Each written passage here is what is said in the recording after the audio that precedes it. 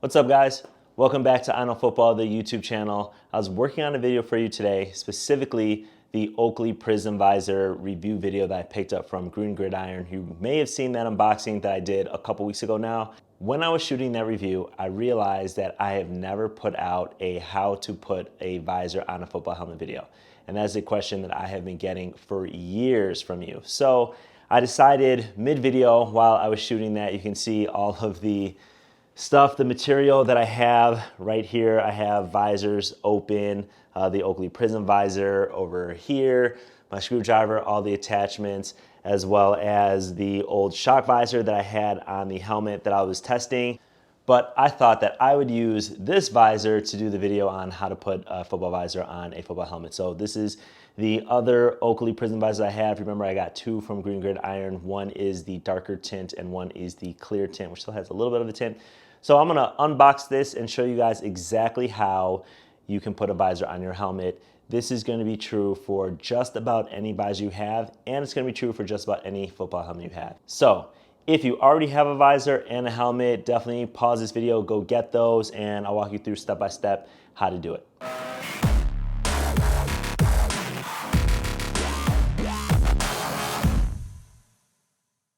All right, so let's get started. The first things that you're going to need are obviously your football helmet with your face mask, and then you'll also need a visor.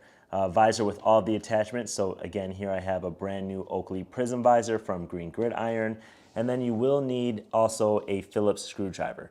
It does not have to be this long. This screwdriver is just pretty much the only one that I have in my house. But you will need one with a big enough tip that fits into the screws if your visor comes with screws to attach it to the face mask. Now next what we're going to do is just unbox the visor and show you everything that comes in the Oakley Prism visor specifically that you're going to need for your helmet. As you can see, there's lots of different things in this box, and pretty much what you'll get with most of your visors, definitely with the Oakley, you'll have a lot of visor decals. So these are to match your team. You have a ton of these to put on top of your visor. If you don't want to use some of the colored ones, it does come with the black stickers or decals already on the visor itself. You'll also have different clips.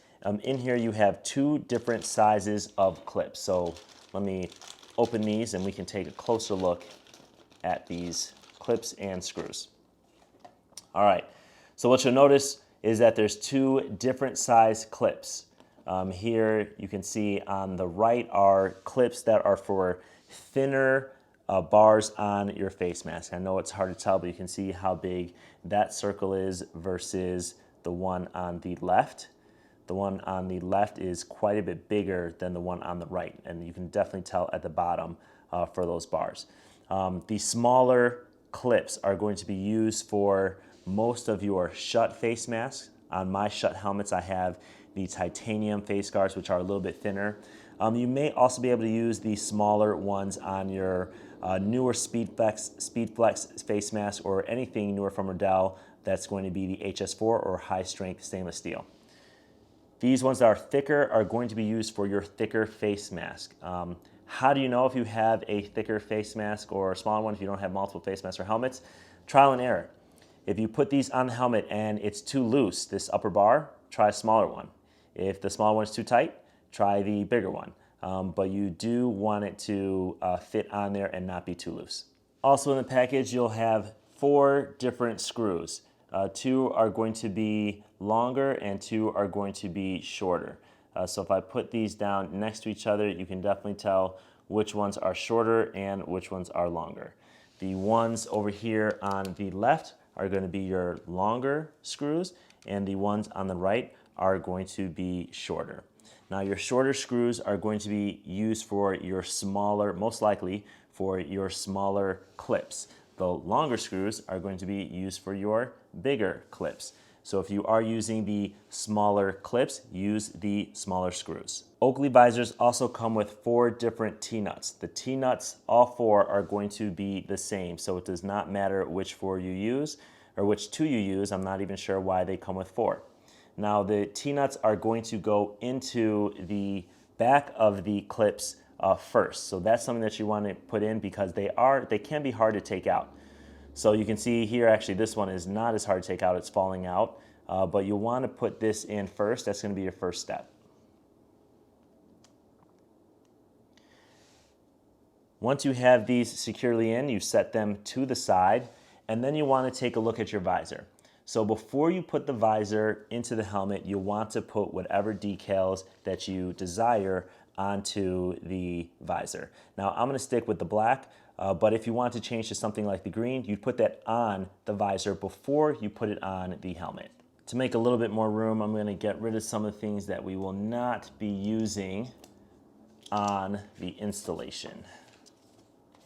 Next, we'll want to turn our attention to the football helmet itself.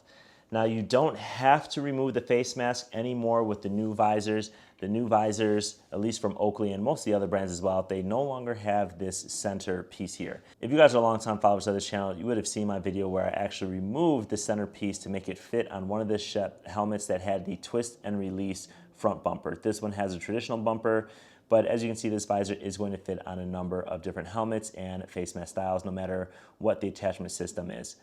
For something like the Speed Flex that uses side clips, or something like this Schutt Vengeance Z10 that uses the traditional front bumper. Something else that you don't have to do, but I do suggest doing, is removing the chin strap. The chin strap can make it a little harder to insert.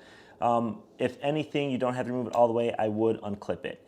As you can see here, sometimes it can be hard to fit this through, and so that would mean you'd have to remove the face mask as you put on the visor. So just remove the top snaps and just let it hang loose a little bit. It's going to make it a little bit easier to put on the visor. You do not have to remove the chin strap completely. After that, you want to take your two clips, and now it's time to attach them to the helmet. You'll notice that it has a flat piece that sticks out of the clip on the helmet, and that's something that, here, let's try to focus it. I hate when it's out of focus. So this piece here, you can see that on the right edge it has that little flat piece. That is going to go towards the outside of the helmet. So this piece is going to go, if you're looking at the helmet, it's going to go to your right. All the pieces are really durable, so you don't have to worry about breaking it. Don't bend it, more than it will fit, but it's something that you can, don't worry about having to break. So they're pretty durable.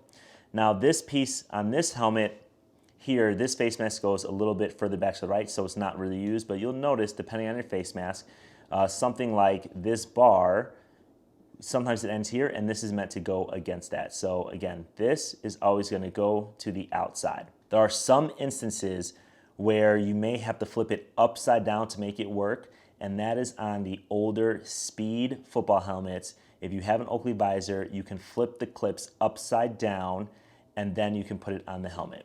If you're having trouble, definitely write something in the comments and I can help you with that one-on-one.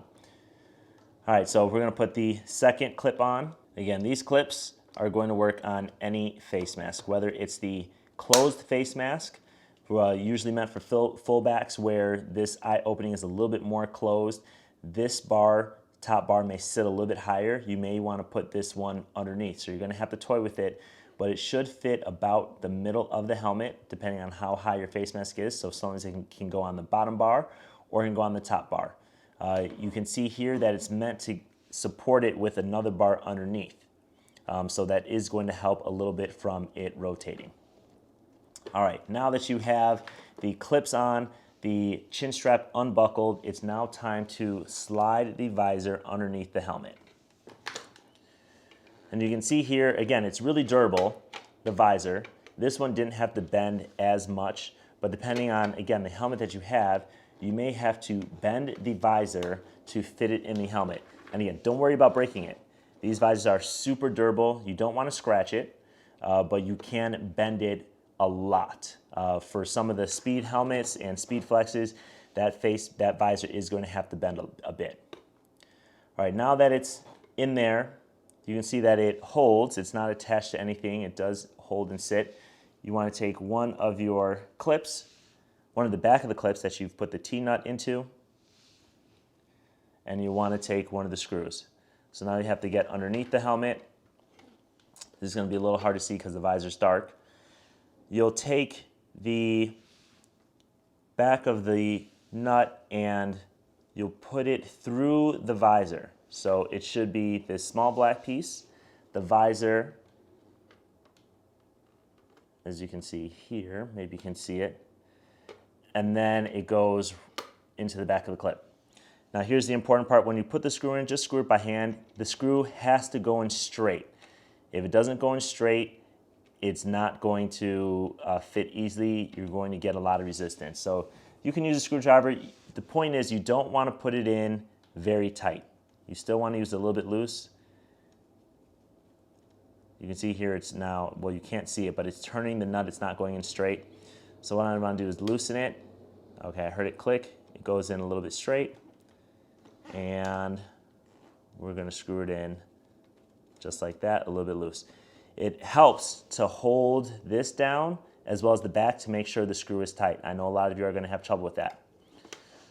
So again, you want to keep it a little bit loose. I'm going to show you why afterward. We're going to do the other side here. Again, I'm taking the back of the clip here. I'm putting it through the visor. I'm holding it with one hand, and then I'm going to hold the bottom of this tab with my thumb to keep it straight. Screw goes in straight. Use a screwdriver to again put it in loosely. I'm screwing it in, but it is loose.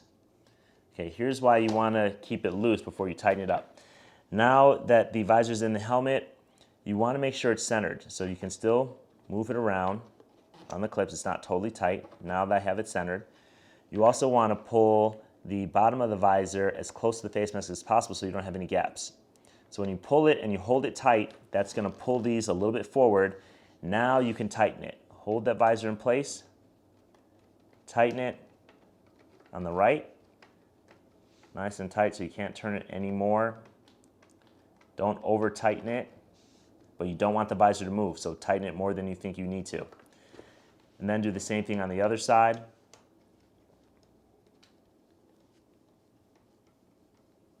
Tighten it up.